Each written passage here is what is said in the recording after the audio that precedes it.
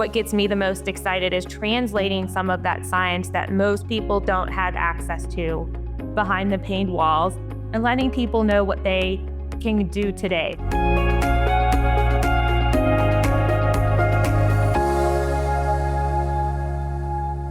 Today, this is really exciting. I get to interview my co-host, Krystal Culler. And let me just tell you about her. She is a holistic brain health expert with nearly 20 years of experience working with individuals with brain-related diagnoses, their families, providers, and advocacy organizations. She is a doctor of behavioral health, DBH, with an educational background that spans the behavioral sciences, including psychology of aging, gerontology, and sociology. She's the founder of the Virtual Brain Health Center and a senior Atlantic Fellow for Equity in Brain Health with the Global Brain Health Institute. Collectively, through her educational training and applied experiences, she has received numerous international and national awards for innovation in brain health programs and services with a global impact. She is the author of a kid's book about brain health and host of a top 10 ranked best brain health podcast called Let's Talk Brain Health. She is driven by her commitment to promoting brain health equity to individuals of all ages and the communities she serves across the world. Her mission, brain care for all. Welcome, Krystal. This is awesome. Yes, thank you for the kind introduction, Dr. Josh. I'm excited to talk more for this podcast on reversing Alzheimer's. Awesome. So we're definitely going to get into the center that you created, the Virtual Brain Health Center. And well, actually, let's start there if that's okay.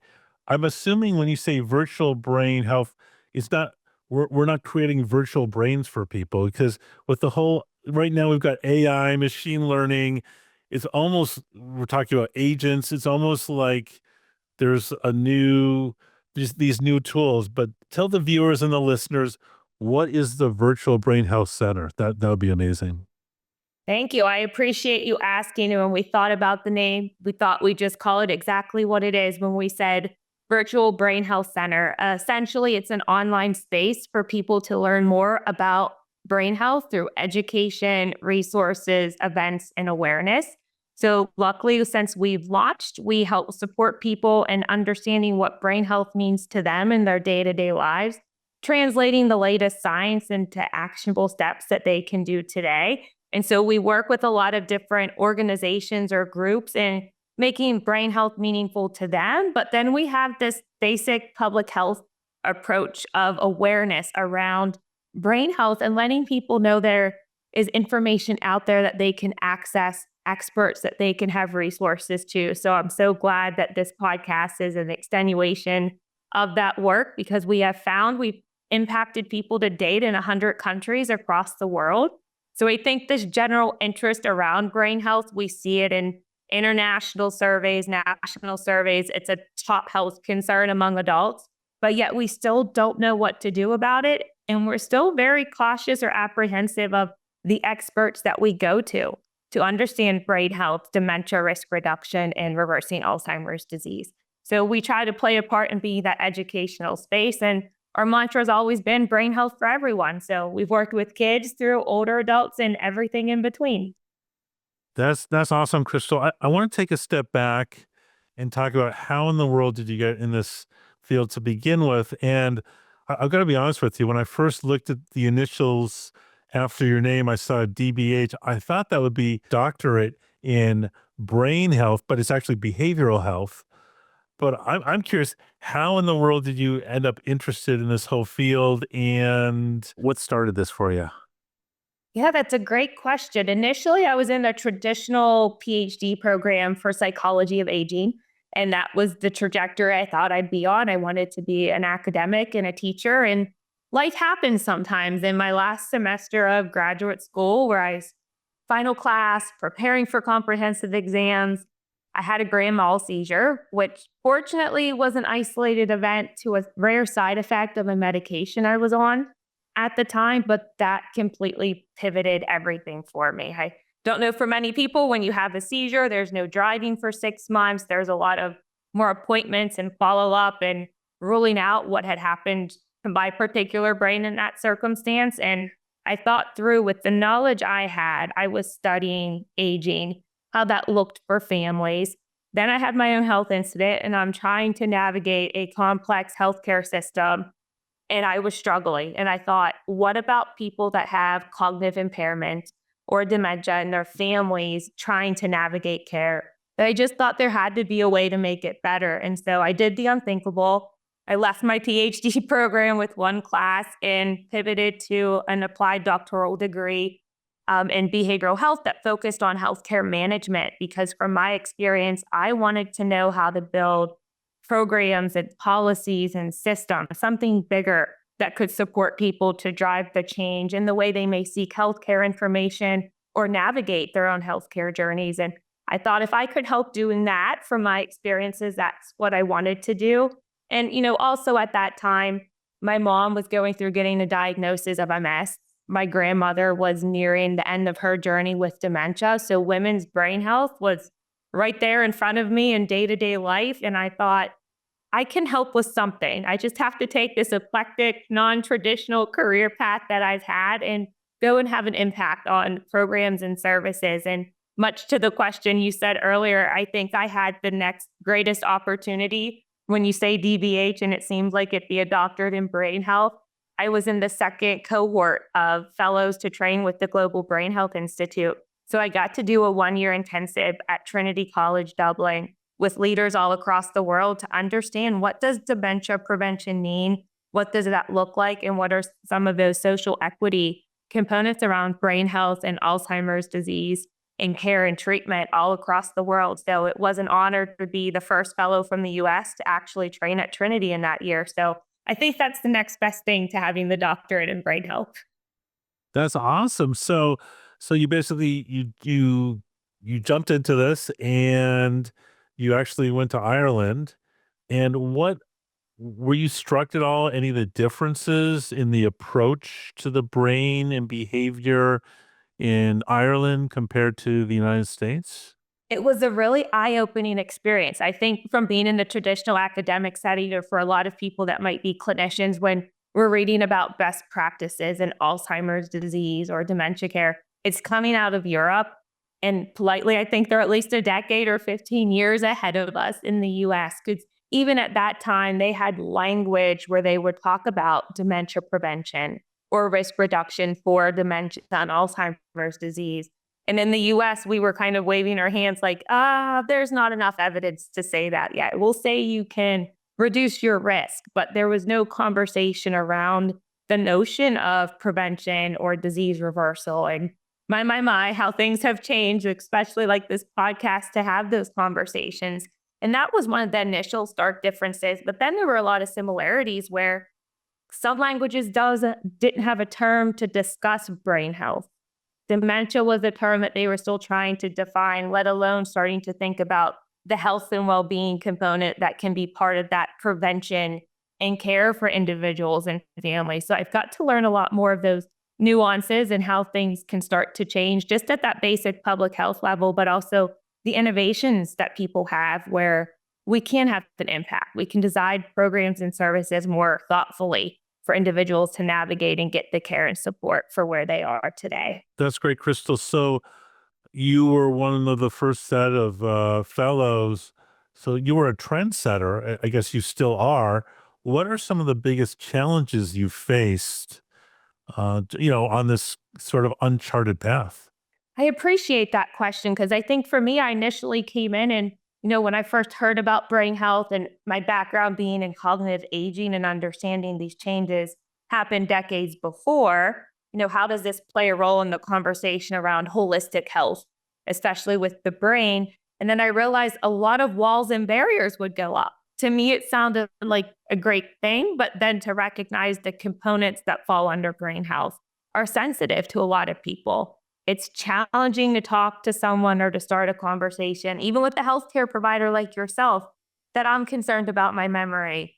Or maybe my nutrition's impacting how my focus or attention is going about the day. And you're going to ask me to change my heritage foods, parts that had been part of my family passed down in my diet is different. So I really started to understand more of the social context of some of the areas around brain health where we have to approach it differently to give the education and to have an impact. And it's very hard to have this very prescriptive plan and to think that it fits every individual with how unique our backgrounds are and also how unique our brains were. So I think that was one of my first large lessons was there's sensitivity to this topic, but if we approach it in a way that is open and willingness to learn, we can really get people engaged. And this is a hot topic. People are interested.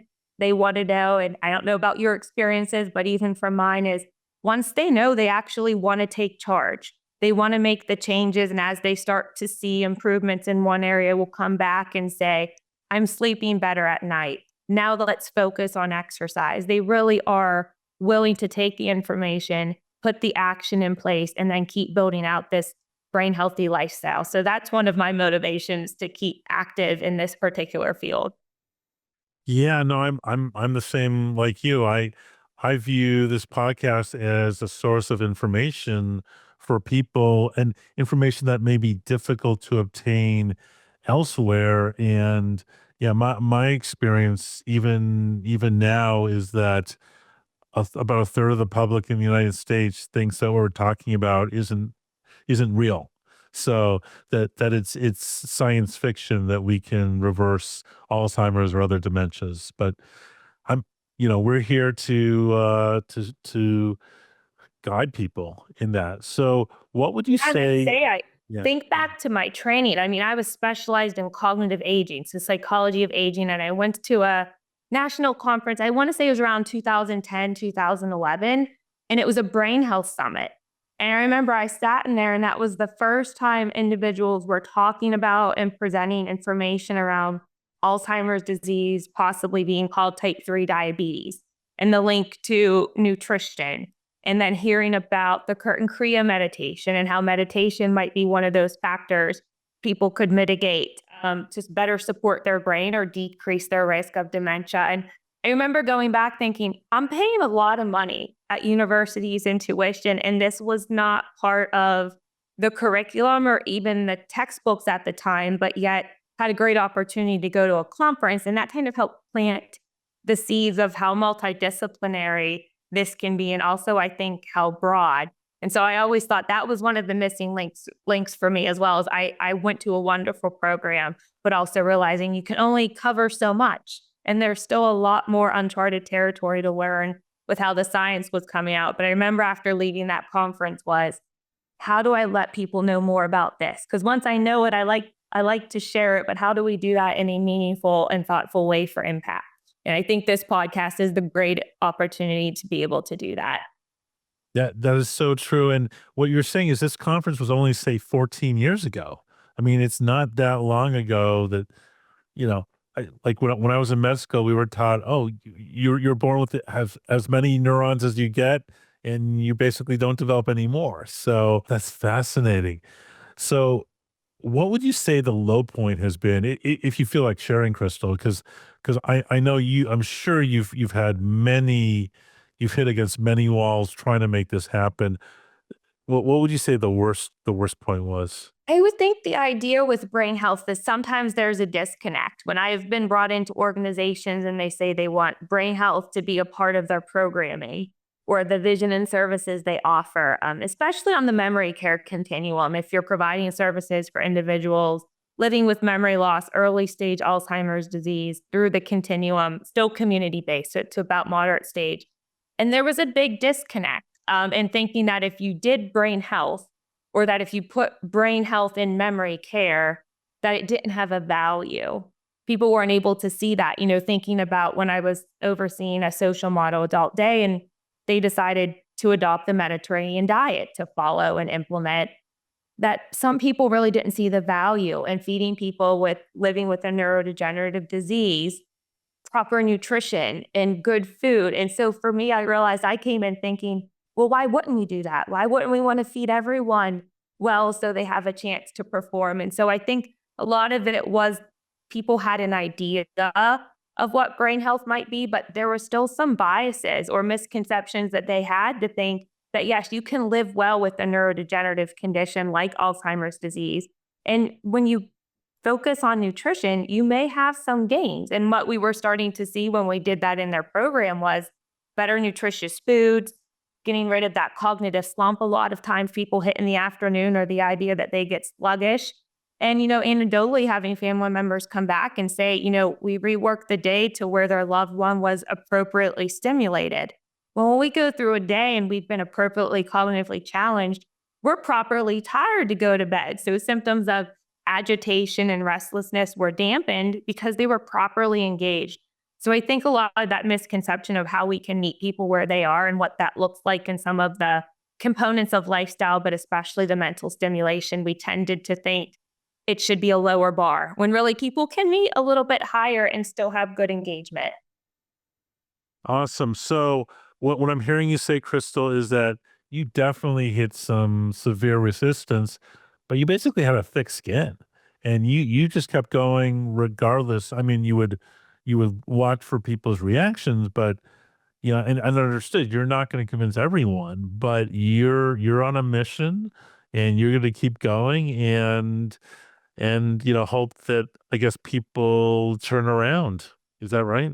Yeah, I'm so glad you shared that. That was alignment with feedback of the supervisors I've had in my previous industry roles, where the feedback I received was, Krystal, you're 10 years ahead. We're not quite ready for you yet. And I think my inner calling was, I can't wait 10 years. If we wait 10 years to start making changes, the amount of people that are going to fall through the cracks or be unsupported, and where we can improve quality of life or their interactions and the things they want to do about their day that stay true to who they are, I wasn't okay waiting 10 years. So it was definitely a different career path, but I realized that was one of the things that really motivates the type of work and projects and things that get me excited, just like this podcast, is knowing is it can have an impact, and we can't wait another decade to be having these types of conversations.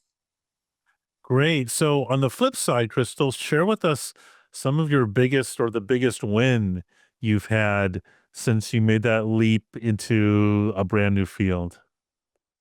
I think back to academic training, and, the idea is when you do your dissertation, you pick one thing that's very specific. So it might be a particular cognitive mechanism in the brain and a task that it is performing.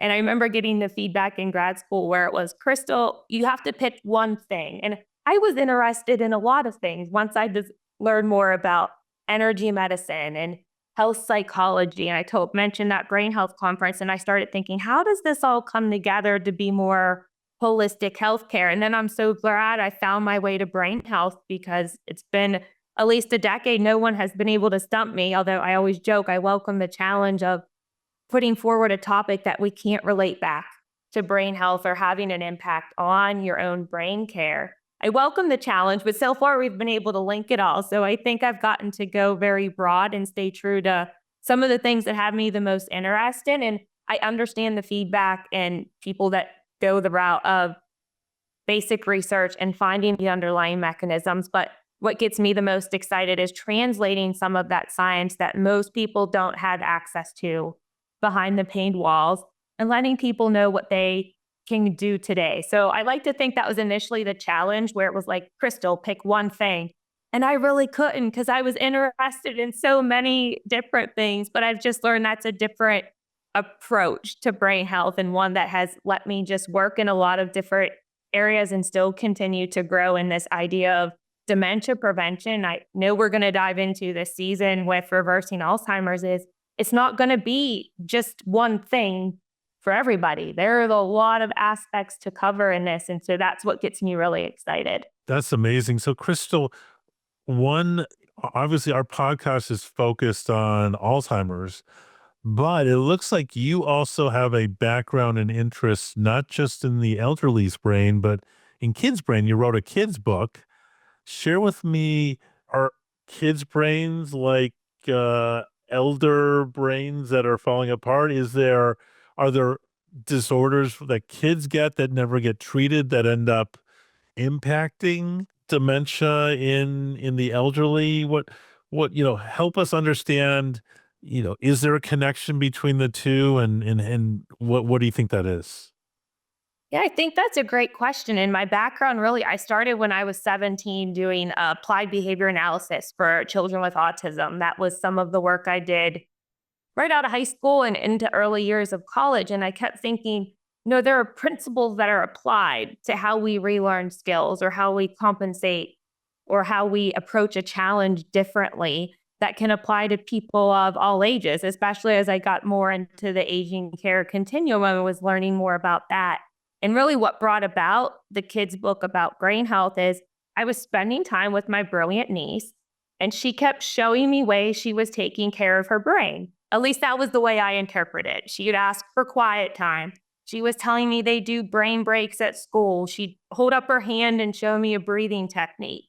And a part of me thought was, what happens that when we learn about ways to take care of us when we're young, where does it fall off in teens or when we get into our 20s and 30s and know that some of these skills are basic? Like breathing is something we've all done for so long, but yet we don't do it with intentionality or think about it as a tool.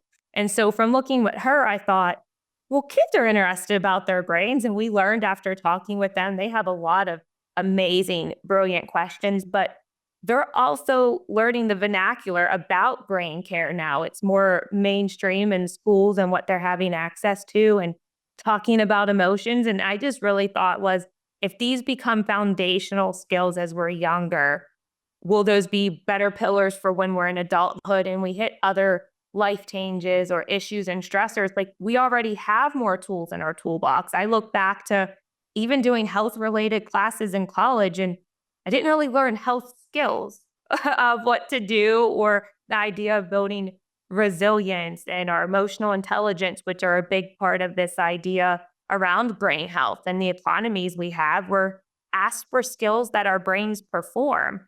And so I thought if we could really try to embed that earlier and start those conversations, the way we would talk to a child would look a little different than we are talking now. But when a kid asks you a question of how you're taking care of your brain, you may really start to think about that a little bit differently and realize you need to take care of yourself and help reinforce them in doing that the same. So I thought there were just a lot of parallels with the idea that we want to do things that are good for us.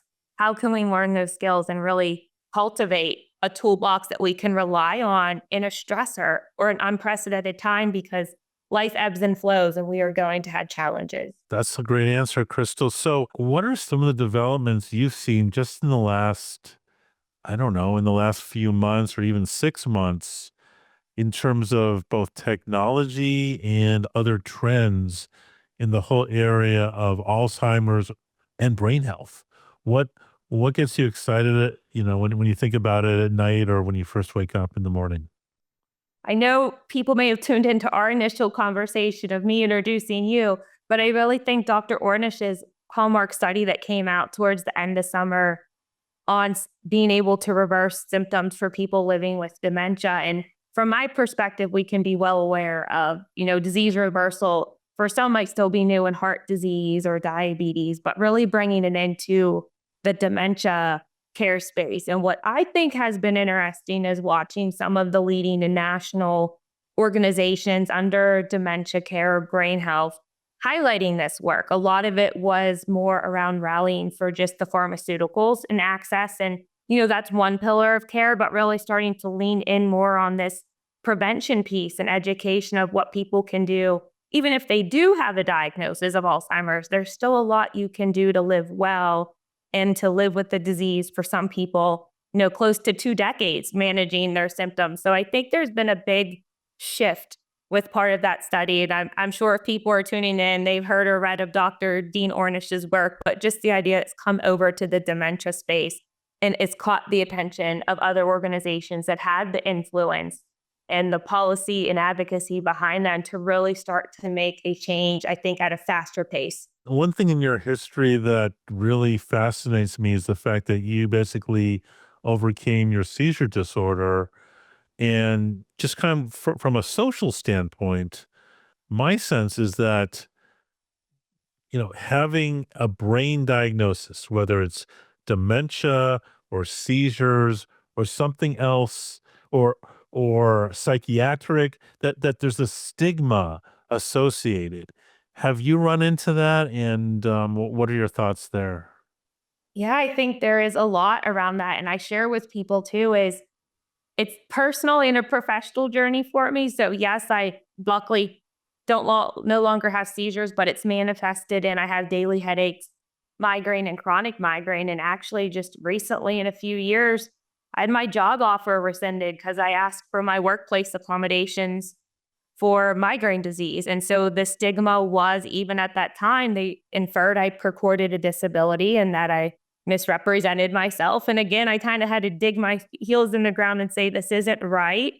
I mean, I know I can advocate for myself, but there are many people that live with a wide variety of brain based conditions that are seeking employment that might not be able to articulate their needs as well. So I did fight that. Highlights is yes, that's illegal to do.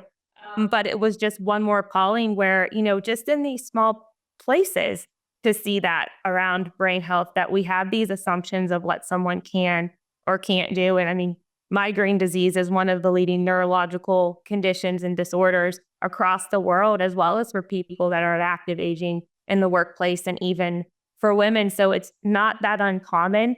I believe there was a study recently by the Dana Foundation that looked at brain health related conditions impact 8 out of 10 Americans, whether yourself or a direct loved one. So it is a conversation for, I think, many of us to be having and willing to hold. And we maybe even need to reflect on some of the ways we interact and support others, because it's very likely the people we're interfacing with on a day-to-day basis has some type of brain health concern. And we can really change the conversation around that.